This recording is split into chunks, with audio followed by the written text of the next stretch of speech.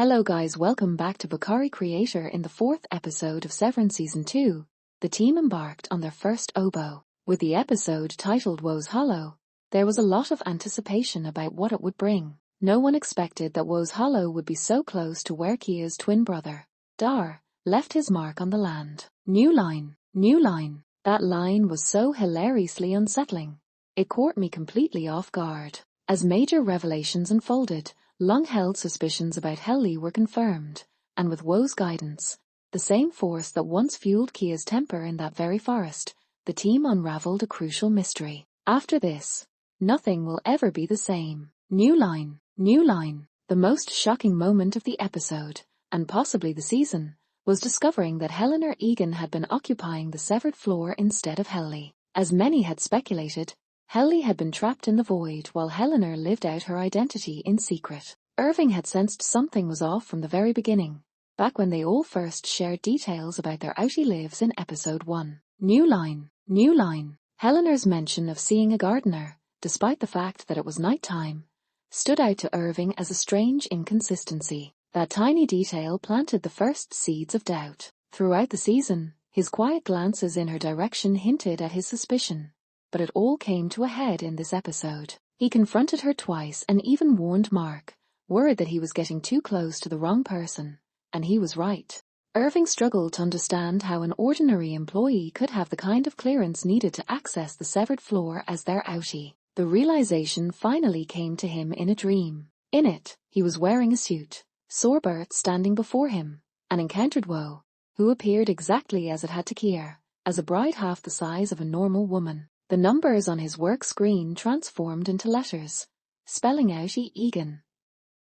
That was the answer. The only way someone could freely move between the severed floor and their outie's world was if they were related to the company's founder and current CEO. It was undeniable.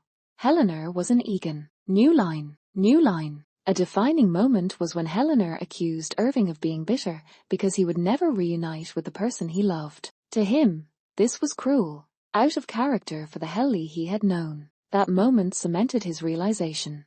She was not the same Innie he had bonded with. New line. At first, it seemed strange that all these revelations came to him in a dream. But when considering how dreams work, it made sense. They often assemble fragmented memories in unexpected ways. His subconscious had pieced together everything.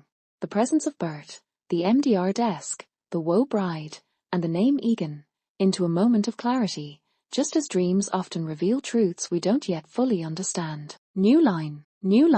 Milchick's ominous words, "And may Kia's mercy follow you into the eternal dark." It carried the weight of a death sentence. The episode began with Irving stepping into his Innie's consciousness and ended with him being permanently removed from it. His immediate and irreversible dismissal came as a result of his actions. He had been drowning Helena and refused to stop until Helly returned. Milchick's reaction was unlike anything seen before. Furious, cold, and unwilling to show any leniency. Irving had crossed a line, and the consequence was final. This season has raised profound questions about the intrinsic value of an Innie's existence. Each one develops their own personality, relationships, and emotions, things their outies will never fully understand. Permanently shutting down an Innie is essentially the same as ending a life. Those who remain will feel the loss, just as outies grieve those they've lost. New line. Yet, Irving seemed to accept his fate. He had been weighed down by the loss of Bert, and loneliness had consumed him. In many ways, this wasn't just his termination. It was his release. In episode 1, he had nearly welcomed the idea of disappearing into the void. Now, in a twisted way, that wish had been granted. New line. Milchick's final words sealed the severity of the moment.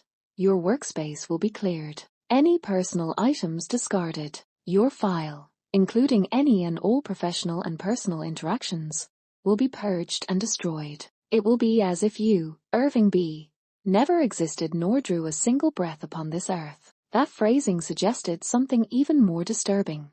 Does Lumon have the ability to erase him from the memories of the remaining Innies? If so, then this wasn't just a dismissal. It was total erasure. No matter how it's framed, what happened was an execution. New line. A particularly striking moment in the episode was the contrast between Mark and Helly's intimate interaction and Irving's solitary walk through the dark forest. At first, the connection between the two sequences wasn't obvious, but by the end, the parallel became clear. New line. Mark and Helly's scene was surrounded by a warm, orange glow, emphasizing comfort and closeness. The confined space reinforced their intimacy. Meanwhile, Irving's sequence was the complete opposite. Cold, open, and isolating. He was alone in the darkness, consumed by grief and the memory of Bert. The contrast between warmth and connection versus cold and solitude was beautifully executed. Irving's mention of nearly freezing to death was a perfect counterpoint to Mark and Helly's warmth. The visual storytelling in this sequence was stunning, driving home the emotional divide between them. New line.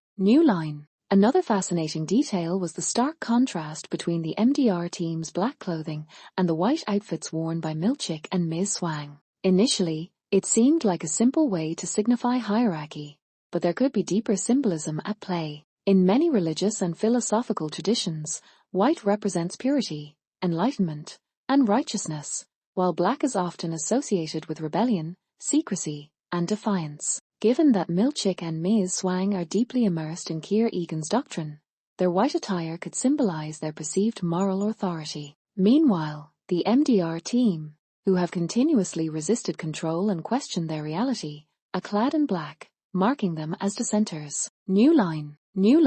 Their journey toward the fourth appendix, the final text written by Keir before his death, feels symbolic, almost like a pursuit of hidden knowledge. The contrast in their clothing reinforces the ideological battle at the heart of the story. New line. One of the most intriguing moments was Helena's confession that she didn't like who she was on the outside. Mark initially assumed she was referring to her physical appearance, but her words carried a much deeper meaning. New line.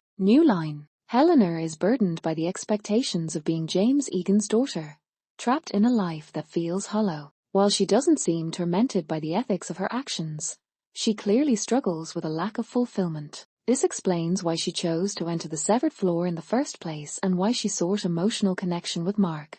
She was searching for something real, something she had never truly experienced. New line. Now that Helena has developed a genuine connection with the group, it raises the question, will it change the choices she makes moving forward? New line. Want more content like this? Subscribe and turn on notifications so you never miss an update.